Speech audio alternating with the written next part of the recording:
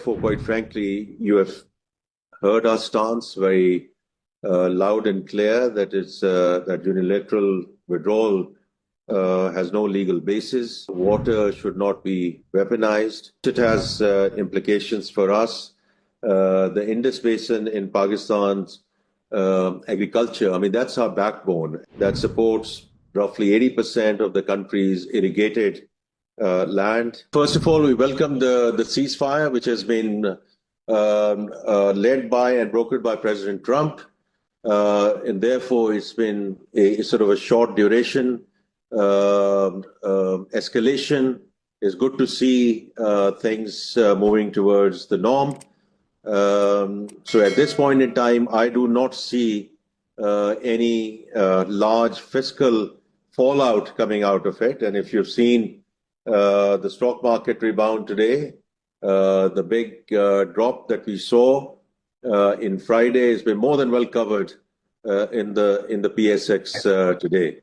So from my perspective, at this point in time, we don't see it as a major issue and can be very much accommodated within the fiscal space which is available to the government of Pakistan. We'll do whatever is required to be done. Talking about budget, which is still about 3-4 weeks away, would be premature.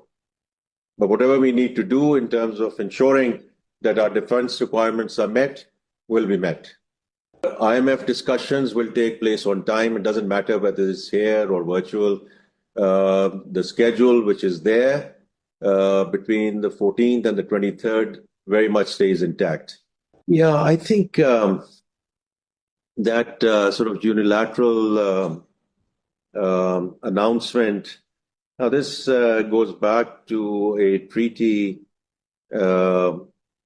back into the 60s, which is World Bank brokered agreement.